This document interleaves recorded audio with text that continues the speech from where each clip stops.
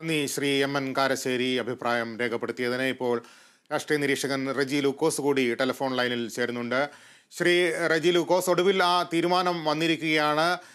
P Jayarajan LDFിന്റെ convener സ്ഥാനം ഒഴിയുകയാണ്. കഴിഞ്ഞ കുറേ നാളുകളായി CPM രാഷ്ട്രീയത്തിൽ പുകഞ്ഞുകൊണ്ടിരുന്ന വിഷയമാണ്. കഴിഞ്ഞ ലോക്സഭാ തെരഞ്ഞെടുപ്പ് കാലത്ത് പ്രതിപക്ഷം വലിയ രീതിയിൽ ആയുധമാക്കി പ്രകാശ് ജാവ്ദേക്കറുമായുള്ള പിയുടെ കൂടിക്കാഴ്ച. അപ്പോഴൊക്കെ MV ഗോവിന്ദനോട് പ്രതികരണം ചോദിച്ചപ്പോൾ ഇതൊരു അടഞ്ഞ അധ്യായമല്ല എന്നാണ് പറഞ്ഞുകൊണ്ടിരുന്നത്. ഈ കൺവീനർ സ്ഥാനത്ത് നിന്നുള്ള പി ജയരാജന്റെ രാജിയോടുകൂടി ഈ അധ്യായം അടയുമോ?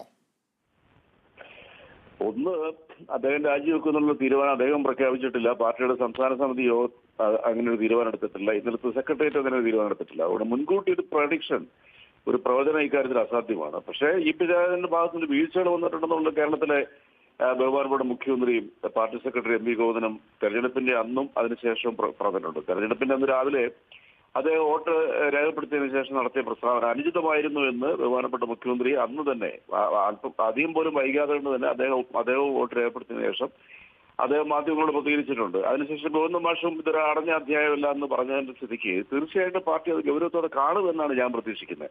പക്ഷേ അതുകൊണ്ട് പി ജയരാജൻ രാജിവെച്ചു, കണ്ണൂരിലേക്ക് മടങ്ങിയത് രാജിയുടെ ഭാഗമായിട്ടാണ് എന്നൊന്നും ഒരു അഭിപ്രായം പറയാനായിട്ട് ഇപ്പം അസാധ്യമാണ്. കാരണം CPM എന്ന് പറഞ്ഞ ആ പാർട്ടി, CPM എന്ന് പറഞ്ഞിട്ടുണ്ടെങ്കിൽ പുറത്തു നിന്ന് ആരെങ്കിലും വാർത്തകൾ നൽകുന്നതനുസരിച്ച് പ്രവർത്തിക്കുന്ന ഒരു പാർട്ടിയല്ല. ഒരിക്കലും അതിനെക്കുറിച്ചൊന്നും നമുക്ക് പറയാൻ പറ്റത്തില്ല. പാർട്ടിയുടെ സംസ്ഥാന സമിതി ഇന്ന് കൂടുന്നുണ്ട്. ഒരുപക്ഷെ ഇത് ചർച്ച ചെയ്തേക്കാം, ഒരുപക്ഷെ ചർച്ച ചെയ്യാതിരിക്കാം. അതിനുശേഷം മാത്രമേ നമുക്ക് അന്തിമമായ ഒരു തീരുമാനം പറയാൻ പറ്റത്തുള്ളൂ. പക്ഷെ അദ്ദേഹത്തിനെതിരെ എടുക്കുന്ന നടപടി പാർട്ടിയെ സംബന്ധിച്ചോളം അങ്ങനെ എടുത്താൽ പുതുമയൊന്നുമില്ല. കാരണം കേരളത്തിലെ അദ്ദേഹത്തിനേക്കാൾ ഉയർന്ന നിലയിലുള്ള എത്രയോ പാർട്ടി നേതാക്കന്മാർക്കെതിരെ CPM നടപടി സ്വീകരിച്ചിട്ടുണ്ട്. MV രാഘവൻ തന്നെ ഏറ്റവും വലിയ ഉദാഹരണമല്ലേ. സാക്ഷാൽ പിണറായി വിജയൻ, PS അച്യുതാനന്ദൻ, EMS നമ്പൂതിരിപ്പാടിനൊക്കെതിരെ ചെറുതായ രീതിയിലാണെങ്കിലും നടപടി സ്വീകരിച്ചിട്ടുണ്ട്. പിണറായിയെ PBയിൽ നിന്നും കേന്ദ്ര കമ്മിറ്റിയിലേക്ക് തരം താഴ്ത്തിയിട്ടുണ്ട്. ഇതൊക്കെ CPMനെ സംബന്ധിച്ചോളം കൃത്യമായ രീതിയിലുള്ള നടപടിക്രമങ്ങളാണ്. പാർട്ടിയാണ് വലുത്, ഒരു വ്യക്തി പാർട്ടിയുടെ കാര്യം വലുതല്ല. അതാണ് CPMന് പ്രത്യേകത എന്ന് പറയുന്നത്. നിങ്ങൾ മനസ്സിലാക്കേണ്ട വസ്തുത, നമ്മളിത് വാർത്ത വിശകലനം ചെയ്യുമ്പോൾ CPM ഒരിക്കലും കോൺഗ്രസ് പോലുള്ള പാർട്ടിയല്ല. അത് CPM എടുക്കുന്ന തീരുമാനങ്ങൾ വൈകുന്നേരം പത്രസമ്മേളനത്തിലൂടെ അങ്ങനെ സംഭവിച്ചു കഴിഞ്ഞിട്ടുണ്ട്. MV ഗോവിന്ദ മാഷ് പതിവ് പോലെ വിശദീകരിക്കാൻ സാധ്യതയുണ്ടെന്ന് ഞാൻ മനസ്സിലാക്കുന്നത്. അതുകൊണ്ട് നമുക്കൊരു മുൻകൂട്ടി ഒരു കാരണവശാലും ഇതിനെക്കുറിച്ച് ഒന്നും പറയാൻ പറ്റത്തില്ല. പി ജയരാജനെ അങ്ങനെ നിസ്സാരമായിട്ടും എന്നാണ് അദ്ദേഹത്തിന് CPM എന്ന് പറഞ്ഞ പാർട്ടിക്ക് അദ്ദേഹം നൽകിയ അദ്ദേഹത്തിന്റെ കോൺട്രിബ്യൂഷൻസ്, അദ്ദേഹം പാർട്ടിയുടെ സമന്വയ നേതൃത്വം ഇരുന്നുകൊണ്ടുള്ള അദ്ദേഹത്തിന്റെ പ്രവർത്തനങ്ങൾ, കൂടാതെ അദ്ദേഹം ജീവിച്ചിരിക്കുന്ന ഒരു രക്തസാക്ഷിയാണ്. ആന്ധ്രയിലെ അങ്കോള എന്നുള്ള സ്ഥലത്ത് വെച്ച് RSSകാരുടെ വെടിവെപ്പിൽ അദ്ദേഹം ഇന്നും ജീവിക്കുന്ന ഒരു രക്തസാക്ഷിയാണ്. അതുകൊണ്ട് പി ജയരാജന്റെ ഒരു ചെറിയ, അല്ലെങ്കിൽ അദ്ദേഹത്തിന് അങ്ങനെ നിസ്സാരമായിട്ടൊന്നും കാണാൻ പറ്റത്തില്ല. പാർട്ടിക്ക് അദ്ദേഹത്തിന് ഏറ്റവും പ്രിയപ്പെട്ട ഒരു നേതാവ് തന്നെയാണ്.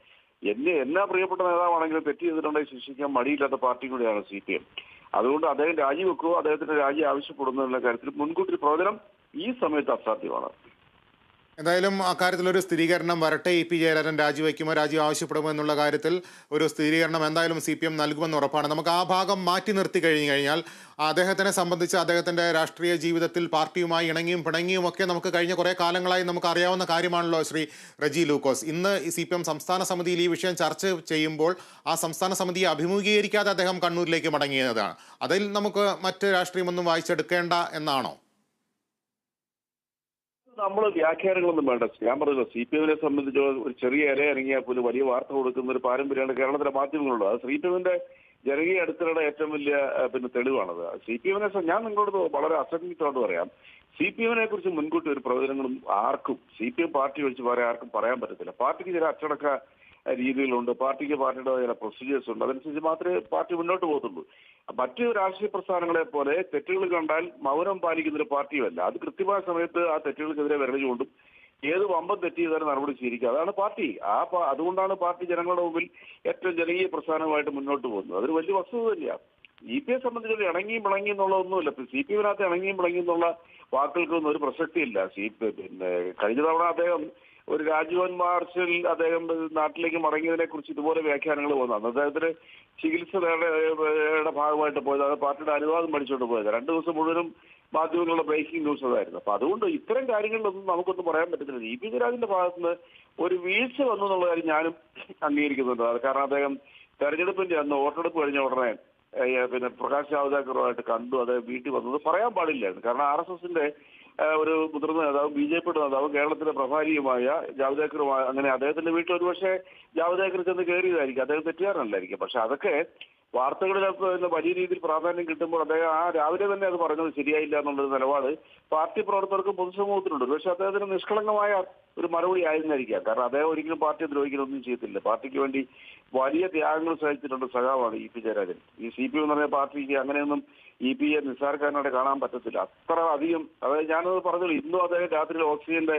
സഹായത്തോടുകൂടിയാണ് ഉറങ്ങുന്നത്. അങ്ങനെയുള്ള ഒരു വ്യക്തിയെ ഒരിക്കലും ചെറുതായിട്ട് കാണാൻ പറ്റത്തില്ല. പക്ഷേ വ്യക്തികളെക്കാളും ഉപരി ഈ പാർട്ടിയാണ് മുന്നിൽ നിൽക്കുന്നത് രാഷ്ട്രീയ പ്രസ്ഥാനം എന്നുള്ള നിലയ്ക്ക്. അപ്പൊ അതുകൊണ്ട് തെറ്റ് വന്നാൽ നടപടി സ്വീകരിക്കും, അത് സ്വാഭാവികമാണ്. ഇനി അദ്ദേഹത്തിന്റെ ഭാഗത്ത് തെറ്റ് വീഴ്ച വന്നിട്ടുണ്ടെന്ന് പാർട്ടിക്ക് ബോധ്യമുണ്ടെങ്കിൽ പാർട്ടി ഉചിതമായ നടപടി സ്വീകരിക്കും. അതിനൊന്നും ഒരു മടിയും വിചാരിക്കുന്ന പാർട്ടിയല്ലേ ഇത്. അതുകൊണ്ട് അദ്ദേഹം പുറത്തേക്കാണോ അദ്ദേഹം സ്വയം പോവുകയാണോ എന്നുള്ളതിനെ കുറിച്ച് ഇപ്പൊ സംസ്ഥാന സമിതിയുടെ യോഗം കഴിഞ്ഞതിന് ശേഷം തന്നെയല്ല വേറൊന്നുകൂടെ നിങ്ങളോട് ഞാൻ പറയാം. ഇന്ന് പാർട്ടിയുടെ സംസ്ഥാന കമ്മിറ്റിയിൽ ഇതൊരു അജണ്ടയാണെന്നുള്ള വിവരം പോലും നമുക്ക് ആർക്കും അറിയത്തില്ല. ഇന്നലെ തന്നെ നിങ്ങളെല്ലാം കൊടുത്ത ബ്രേക്കിംഗ് എന്താണ്? മുകേഷ് MLA-യുടെ MLA സ്ഥാനത്തെ കുറിച്ച് ചർച്ച ചെയ്യും പാർട്ടി സെക്രട്ടേറിയറ്റ്.